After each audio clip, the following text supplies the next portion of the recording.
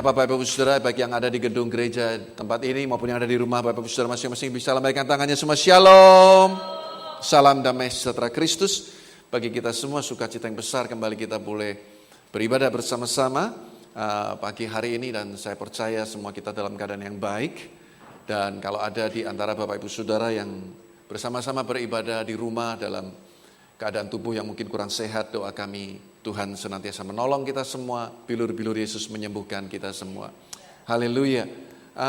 Sedikit pengumuman sebelum nanti ada pengumuman yang lain tentunya dari Ibu Gembala. Hasil pengumpulan donasi kita untuk NTT, baik yang dalam bentuk tunai di tempat ini, di pederesan, maupun yang sudah transfer ke rekening gereja JKI Hosana, sejumlah 12.500.000 rupiah. Puji Tuhan ya. Kami bulatkan ke atas ya, kami bulatkan ke atas. Dan kami sudah salurkan ke 2 lembaga, satu gereja di Kudus yang menangani pembangunan gereja yang kena dampak badai Seroja di NTT. Ada satu gereja yang runtuh rata dengan tanah dan sedang mulai dibangun. Kita salurkan sebagian ke sana dan sebagian lagi melalui Korwil JKI Semarang. Ya, puji Tuhan, puji Tuhan. Nah, pagi hari ini saya ingin berbicara tentang iman, faith, iman. Dan saya yakin ini topik yang sudah terlalu sering kita dengar, kita sudah sering membahas, kita juga sering membaca di Alkitab contoh-contoh tentang orang yang beriman. Dan tentunya, saudaraku, kalau kita bicara tentang iman, tidak akan cukup hanya 30-35 menit, 1 jam, bahkan seharian penuh kita bisa bahas tentang iman dengan contoh-contoh yang begitu banyak sekali di Alkitab, tokoh-tokoh iman yang luar biasa, bagaimana mereka mengalahkan ketakutan mereka mengalahkan kebimbangan mereka mengalahkan keraguan-raguan mereka, dan bagaimana mereka meraih kemenangan di dalam Tuhan. Nah, saudara, saya sampai dalam satu kesimpulan, saya mau buat satu hal saja, kesimpulan bahwa iman itu sama dengan berani. Setuju saudaraku? Ini cuma salah satu loh ya, dari sekian banyak bahasan tentang iman kita bisa punya banyak alternatif, kesimpulan tentang iman. Tapi saya sampai pada satu kesimpulan sederhana yang saya ingin bahas. Ya, bukan berarti mengesampingkan yang lain. Iman butuh ketaatan, itu pasti. Iman butuh kesetiaan, itu pasti. Tapi satu hal, satu ciri orang yang beriman itu berani. Amin, saudaraku. Bilang sama-sama, saya berani. Ya. Yang nonton atau ibadah di YouTube, tulis di live chatnya berani. Gitu ya. Saudara, berani. Nah, mari kita lihat sama-sama, saudaraku, di dalam Markus pasal 10, satu cerita kisah orang buta yang disembuhkan oleh Tuhan Yesus. Markus pasal 10 ayat 46 sampai 52. Markus 10 ayat 46 sampai 52. Lalu tibalah Yesus dan murid-muridnya di Yeriko, dan ketika Yesus keluar dari Yeriko bersama-sama dengan murid-muridnya dan orang banyak yang berbondong-bondong, ada seorang pengemis yang buta bernama Bartimius, anak Timius, duduk di pinggir jalan. Ketika didengarnya bahwa itu adalah Yesus orang Nazaret, mulailah ia berseru, "Yesus, anak Daud, kasihanilah aku." Banyak orang menegurnya supaya ia diam. Namun semakin keras ia berseru, "Anak Daud, kasihanilah aku." Lalu Yesus berhenti dan berkata, "Panggillah dia." Mereka memanggil orang buta itu dan berkata kepadanya, "Kuatkan hatimu, berdirilah. Ia memanggil engkau." Lalu ia menanggalkan jubahnya, ia segera berdiri dan pergi mendapatkan Yesus. Tanya Yesus kepadanya, "Apa yang kau kehendaki supaya aku perbuat bagimu?" Jawab orang buta itu, "Rabuni, supaya aku dapat melihat." Lalu kata Yesus kepadanya, "Pergilah, imanmu telah menyelamatkan engkau." Pada saat itu juga melihatlah ia, lalu ia mengikuti Yesus dalam perjalanannya. Nah, yang pertama saudaraku, saya mau katakan begini, bahwa orang yang beriman seperti Bartimius ini, ayat 47, Saya simpulkan berani untuk meminta. Berani untuk meminta. Pada waktu pengemis yang buta yang bernama Bartimius ini mendengar Yesus ada di kota Yeriko, saudaraku, iman timbul dari pendengaran dan pendengaran akan firman Kristus. Walaupun dia tidak bisa melihat secara fisik, tapi mata hatinya tidak buta, telinganya tidak tuli, dia pasti sudah sering mendengar bagaimana Yesus membuat mujizat. Maka disitulah saudaraku dia memberanikan dirinya. Dia punya satu keberanian, dia punya satu iman. Maka dia meminta belas kasihan Tuhan. Saudara, yang pertama kita harus berani untuk meminta. Pelajaran tentang meminta ini kadang bagi sebagian orang terlalu kuno, atau kadang terlalu kekanak-kanaan, atau bahkan kesannya tidak rohani. Tapi saya mau berkata jujur kepada saudara dan saya, seperti bapak dengan anak, saya akan tersinggung kalau anak saya meminta kepada orang tua yang lain, tidak meminta kepada saya. Sebaliknya saya tidak akan marah kalau anak saya minta kepada saya, karena saya bapaknya. Saudara, pelajaran ini seringkali dikemas begitu rupa, hal meminta ini seolah-olah menjadi tidak rohani. Padahal ini menggambarkan suatu hubungan kita dengan Bapa kita di surga. Minta, kalau memang kita perlu, kita butuh, kita minta. Itulah doa, permohonan. Bartimius, saudaraku, dengar Yesus ada di dekat dia, dia meminta belas kasihan. Apalagi yang diminta belas kasihan. Kecuali yang kita minta untuk kita habiskan menurut hawa nafsu kita. Meminta sesuatu yang tidak perlu. Meminta sesuatu yang tidak penting. Meminta sesuatu yang kita mau gunakan untuk berfoya-foya. Makanya ada prinsip doa yang tidak bisa dikabulkan oleh Tuhan. Yaitu doa yang untuk memuaskan hawa nafsu kita. Kadang orang berdoa tuh gak mikir. Gak mikir, saudaraku. Minta mobil yang mewah, yang mahal. Nanti begitu spionnya pecah kita gak bisa ganti, saudaraku. Bahkan STNK-nya habis, kita nggak punya uang untuk memperpanjang. Ya kan? Tapi berani minta mobil yang mahal-mahal. Lalu ketika Tuhan nggak kasih, marah sama Tuhan. Ya, saudara yang kasih Tuhan, Bartimius bukan minta hal-hal yang aneh-aneh. Dia minta belas kasihan Tuhan. Saudaraku, mintalah. Bahkan Yesus sendiri mengajar di dalam Matius pasal 7 ayat yang ke-7. Dengan jelas di sana dikatakan, mintalah maka akan diberikan kepadamu. Carilah maka kamu akan mendapat. Ketoklah maka pintu akan dibukakan bagimu. Nah, dalam terjemahan Amplified Bible dikatakan minta dan terus minta. Ketuk dan terus ketuk. Cari dan terus cari, kamu akan mendapatkan. Artinya apa, saudaraku? Doa itu memang harus disertai dengan ketekunan. Nah, ini satu prinsip yang penting. Doa yang lahir dari iman pasti disertai dengan ketekunan. Itu prinsipnya, bukan meminta-minta. Tapi kita minta dengan satu tujuan yang jelas, dengan satu permintaan yang jelas, bukan untuk kita, kesombongan kita, untuk berfoya-foya, bukan untuk hal-hal yang duniawi. Minta sesuatu yang menyenangkan hati Tuhan. Memang apa yang kita butuh, utarakan itu kepada Tuhan. Sampaikan itu kepada Tuhan. Makanya di dalam Yohanes 16 ayat 24, kalau Anda mau tahu isi hati Tuhan, lihat ini, Yohanes 16 ayat 24. Dikatakan, sampai sekarang kamu belum meminta sesuatu pun dalam namaku. Mintalah maka kamu akan menerima. Supaya, katakan sama-sama apa? Penuhlah sukacitamu. Itu hati Tuhan. Tuhan mau semua kita penuh dengan sukacita. Gak ada yang depresi, gak ada yang sedih. Tuhan mau semuanya kita penuh dengan sukacita. Bukan setengah sukacita, tapi penuh sukacitanya. Ini yang Tuhan harapkan. Dan Bartimius, dia bisa mengekspresikan imannya dengan satu keberanian untuk meminta.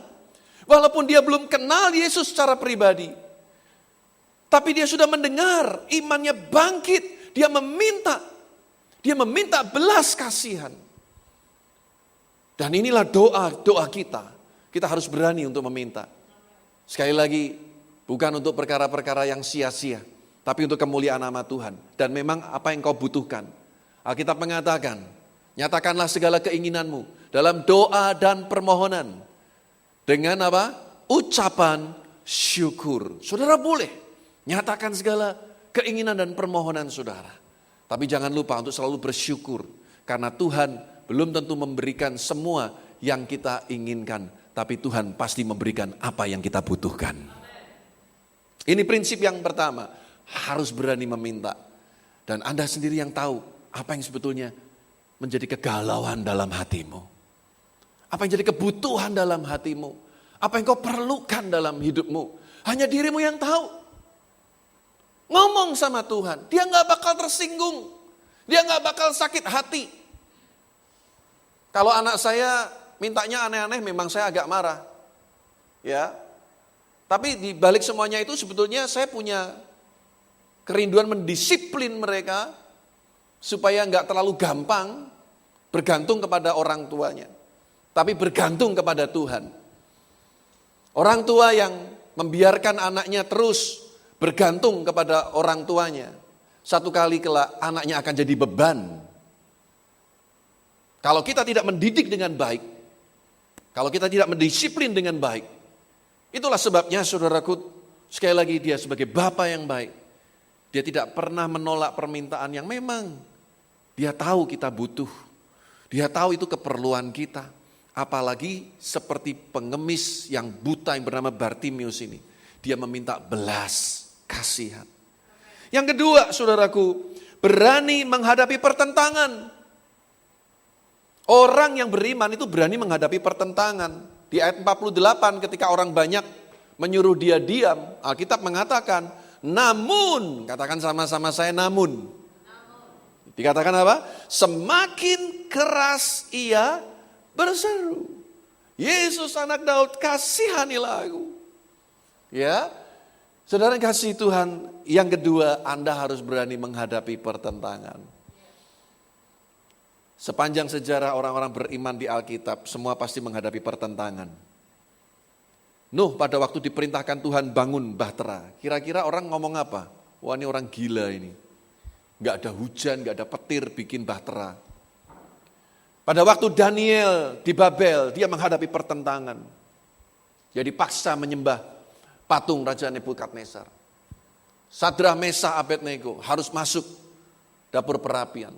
Yeremia harus dipasung di penjara. Nabi Yeremia dikenal sebagai weeping prophet. Nabi yang suka menangis. Dia kesel menghadapi bangsa Israel yang bebal memberontak. Dan dia gak bisa apa-apa kecuali nangis. Weeping prophet. Nabi yang suka menangis. Kalau Anda baca kitab Yeremia, itu ekspresi kesedihan dia melihat bangsa Israel yang begitu bebal dan tegar tengkuk. Rasul-rasul dalam perjanjian baru menghadapi pertentangan. Orang yang tidak siap menghadapi pertentangan, dia tidak akan pernah bisa maju dalam hidupnya. Berkali-kali saya ingatkan, tidak mungkin kita akan menyenangkan semua orang. Tidak mungkin kita akan mengharapkan semua orang setuju dengan kita. Tapi orang yang punya iman, dia punya prinsip. Dia tahu apa yang harus dia lakukan. Dia tahu apa yang dia sedang lakukan. Dan dia tahu kemana dia akan berada dengan keputusan yang dia lakukan. Siap hadapi saudaraku. Ya, kadang kita melayani Tuhan pun ada pertentangan-pertentangan. Ada perlawanan, ada perbedaan pendapat. Tapi kembali kita harus punya prinsip. Kalau memang itu dari Tuhan, engkau punya iman, yakin dari Tuhan, maju. Percaya Tuhan pasti akan menolong kita. Mungkin saya pernah saksikan ini beberapa tahun yang lalu ketika saya mau pelayanan misi ke Ambon, saudaraku. Waktu itu memang banyak hujan, badai di mana-mana. Dan kami naik kapal bersama dengan beberapa teman. Nah, waktu itu saya belum menikah dan calon istri saya, Ibu Vera ini, dan keluarga di Jepara mengingatkan kami supaya saya nggak jadi pergi gitu intinya.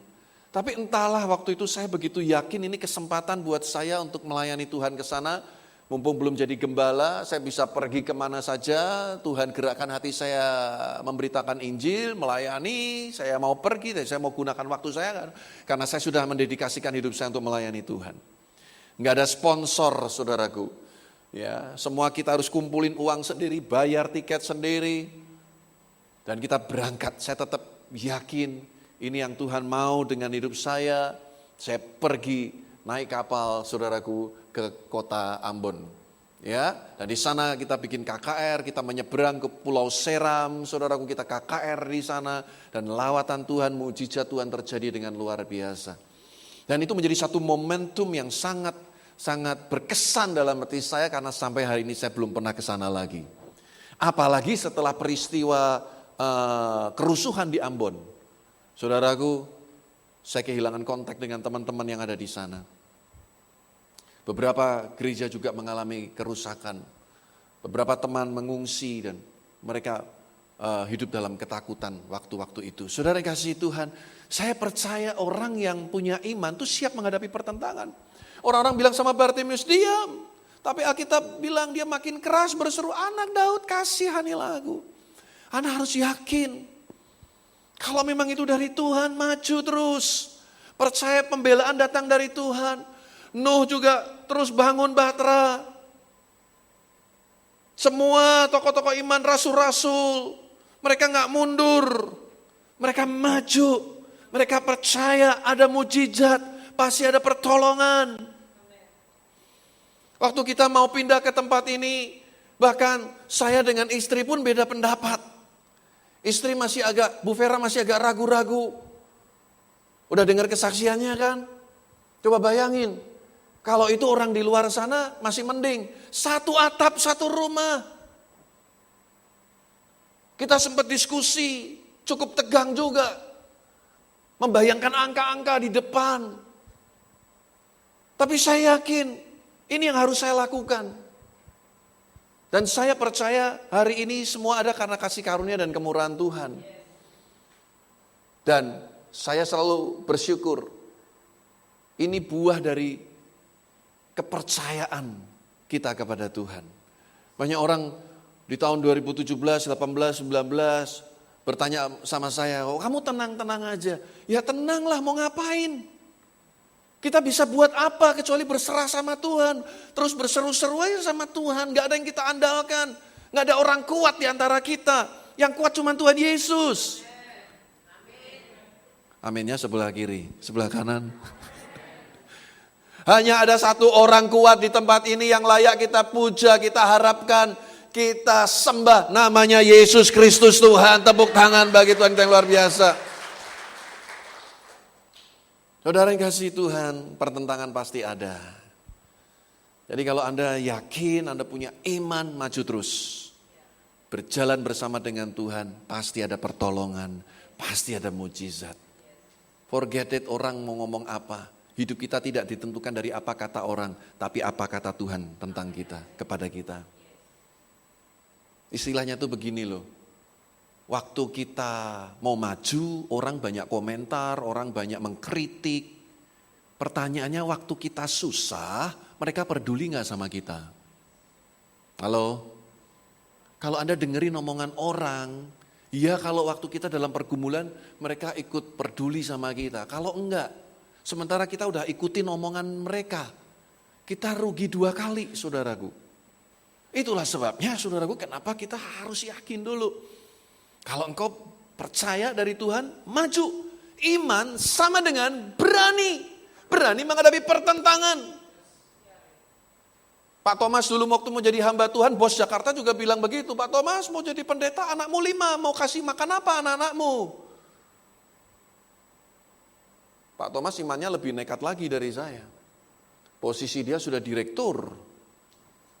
Rumah kami dulu di Indrapasta, Jalan Indrapasta. Anda tahu Jalan Indrapasta? Jalan yang cukup lumayan besar. Kita mendapatkan fasilitas rumah yang besar. Kamar ada 5, ada bathtubnya. Saya kecil-kecil dengan adik saya sudah ngalami yang namanya main-main di kamar yang ber-AC, yang besar. Sebelum ada iklan sabun Lux di bathtub itu saya sama adik-adik saya udah main-main lempar-lemparan itu saudaraku ya.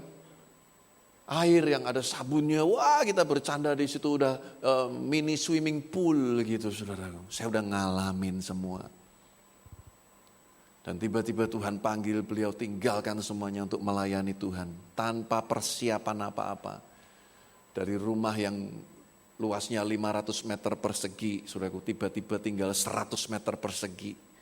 Kita berlima, kita laki-laki ada 4, kita tinggal satu kamar buat cicik saya, satu kamar buat papi mami saya. Koko saya itu sampai gak tahan, saudaraku, tinggal di rumah. Adik-adiknya berantem aja, ribut aja. Akhirnya dia ikut tante saya ke sini, nanti ikut om saya ke sana. Saudara, kami ngalami masa-masa seperti itu. Tahun 80-an, ketika itu kami tinggal di Cakrawala. Papi mami harus jadi kontraktor, saudaraku. Bukan bangun-bangun rumah, tapi kontrak sana, kontrak sini, kontrak sana, kontrak sini. Kita kontrak di Cakrawala, saudaraku. Banjir bandang, saudaraku. Pindah lagi ke Cinde. Cinde kontrak di sana berapa tahun di situ. Setelah itu baru Tuhan mulai berkati kami, papi mami rumah di Jalan Nangkaraya nomor 36. Dan sekarang ikut cicik saya. Saudara, berani. Amin. Dan hari ini tentunya kalau beliau bisa lihat kita seperti ini, saya yakin beliau juga ikut bangga. Anak cucu rohaninya begitu banyak, saudaraku. Amin. Yang ketiga, saudaraku. Yang ketiga, perhatikan saudaraku. Ayat yang ke-50. Pada waktu kemudian Yesus berhenti mendengar jeritan dari Bartimius ini, Yesus perintahkan untuk dia datang. Lalu orang-orang mulai ngomong sama dia, itu kamu dipanggil tuh, kuatkan hatimu tuh, kamu dipanggil tuh. Menarik sekali saudaraku. Alkitab mengatakan, lalu ia menanggalkan jubahnya. Ini punya arti loh saudaraku. Ini ada artinya. Kenapa menanggalkan jubah menjadi begitu istimewa? Karena zaman itu orang kalau miskin tuh punya jubahnya sendiri. Seperti ada labelnya. Kalau dia sudah pakai itu, orang semua tahu dia pengemis. Ya, dia pengemis. Dan pada waktu dia dipanggil oleh Yesus, dia langsung tanggalkan jubahnya. Seolah-olah dia berkata begini, saudaraku. Kalau aku ketemu Yesus, aku enggak bakal jadi pengemis lagi. Kalau aku ketemu Tuhan, aku enggak bakal buta lagi. Yang ketiga, Anda harus berani keluar dari zona nyaman. Kadang orang udah terkondisi ngemis begitu ya, buta lagi, ya udahlah. Hidup dari belas kasihan orang, udahlah. Yang ketiga, orang beriman berani keluar dari zona nyaman. Saya ingat ada seorang petani dan dia punya 2 ekor anak burung Raja Wali. Ya, dia tetaskan telurnya, dia pelihara. Nah, tiba waktunya dia untuk mengajar ini anak-anak Raja Wali ini untuk terbang. Lalu yang satu berhasil, tapi yang satu nggak bisa, saudaraku, nggak bisa terbang, nggak bisa terbang. Berkali-kali dia panggil pelatih, nggak bisa terbang. Sampai satu kali ada seorang yang bijak yang datang. Oh gampang, serahkan kepada saya. Nggak berapa lama anak Raja Wali itu bisa terbang. Wah penasaran ini petani. Kamu apakan anak Raja Waliku ini? Sehingga bisa terbang seperti satunya itu yang bisa terbang. Lalu dia bilang, gampang Pak, saya patahkan itu ranting tempat dia berpijak. Dan sejak itu anak Raja Wali itu terpaksa harus terbang. Alkitab juga berkata, induk Raja Wali itu menggoyang bangkitkan sarangnya. Supaya anak-anaknya keluar dari sarangnya. Supaya bisa terbang. Supaya bisa cari makan sendiri. Harus digoyang bangkitkan. Kadang zona nyaman itu membuat kita nggak ada progres dalam hidup ini. Membuat kita nggak ada kemajuan dalam hidup ini. Jangan pernah mengharapkan hasil yang berbeda kalau engkau tetap melakukan rutinitas kehidupan sehari-hari yang sama setiap hari. Tapi kita mengharapkan hasil yang berbeda. No way, nggak bakal terjadi saudaraku. Kalau engkau ingin sesuatu yang extraordinary, sesuatu yang berbeda, lakukan dengan cara-cara yang berbeda juga. Ini zaman berkembang dengan luar biasa. Kalau kita nggak ngikutin, kita nggak mau berubah, kita akan ketinggalan. Bukannya kita menyombongkan diri, kita bersyukur dengan apa yang Tuhan karuniakan kepada kita. Termasuk juga multimedia gereja kita. Dalam tanda kutip kita juga bisa ikut meramaikan saudaraku. Ya, kancah YouTube. Gitu ya kan.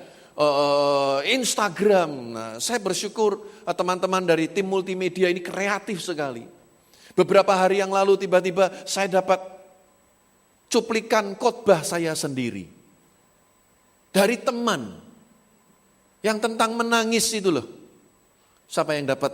Angkat tangan. Siapa yang sempat lihat? Angkat tangan. Angkat tangan. Sebagian belum lihat ya. Saya sendiri bingung loh kok bisa dapat. Istri saya juga dapat. Ya, dari teman yang lain lagi. Dan itu temannya ngirimin saudaraku rombongan. Khotbah-khotbah singkat pendeta-pendeta hebat-hebat dari Jakarta. Kok nyesel satu pendeta Semarang saudaraku. Ya puji Tuhan gitu loh ya. Ada yang kasih respon bagus-bagus, kasih komentar bagus-bagus, diberkatilah. Bahkan ada yang, Pak saya dengerin ini kok malah jadi ikut nangis katanya saudaraku. Oh ya itu tangisan sukacita saya bilang. Saudara yang kasih Tuhan, harus berani tinggalkan zona nyaman. Ibrani 11 ayat yang ke-8. Ibrani 11 ayat yang ke-8. Alkitab berkata, karena iman Abraham taat ketika ia dipanggil untuk berangkat ke negeri yang akan diterimanya menjadi milik pusakanya. Lalu ia berangkat, katakan sama-sama apa? Dengan tidak mengetahui tempat yang ia tujui. Saudara mau diajak pergi tapi nggak tahu kemana perginya? Pasti nggak mau, saudara. Tapi Abraham belajar taat. Dia keluar dari Ur-Kasdim, negeri nenek moyangnya. Belajar untuk taat.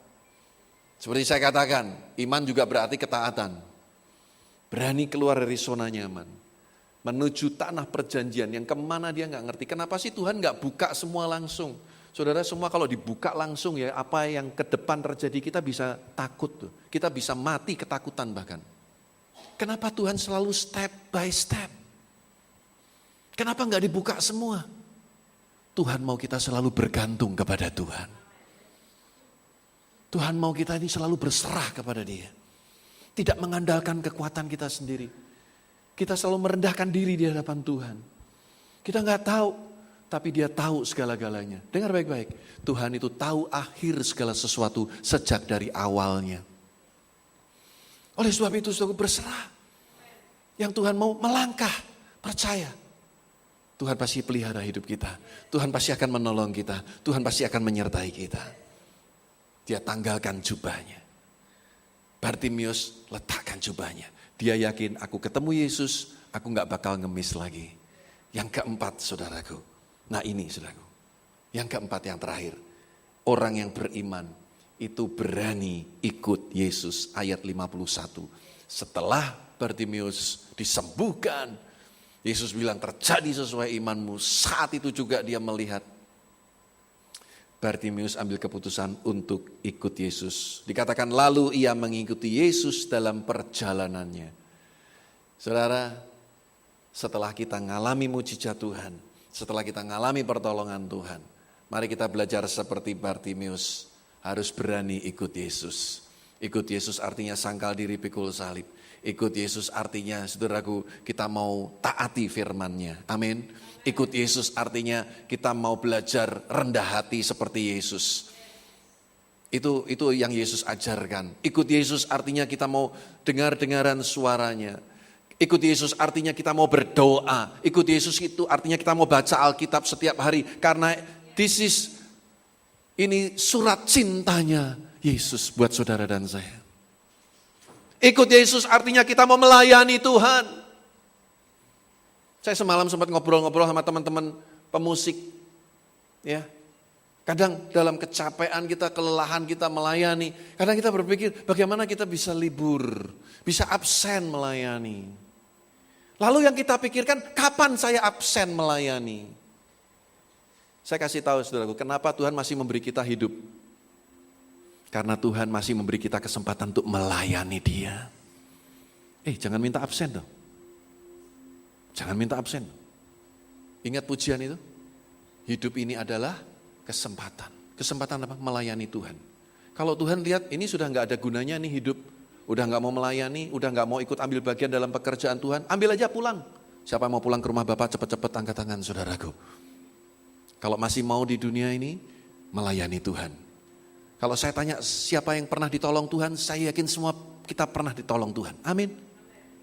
Bartimius nggak terus pergi begitu aja. Dia ikut Yesus. Ikuti teladan hidupnya. Ikuti perintah-perintahnya. Lakukan apa yang jadi kehendak Tuhan dalam kehidupan kita. Saya tutup dengan kalimat yang diucapkan oleh seorang hamba Tuhan, seorang penulis buku yang hebat namanya Max Lucado. Dia bilang begini, iman bukanlah keyakinan bahwa Tuhan akan melakukan apa yang Anda inginkan. Itu adalah keyakinan bahwa Tuhan akan melakukan apa yang benar. Pastikan saudaraku, kita punya keberanian untuk melakukan apa yang benar. Ikut Yesus sampai akhir hidup kita. Sekali Yesus, tetap Yesus untuk selama-lamanya. Amin saudaraku, beri kemuliaan bagi Allah kita yang luar biasa.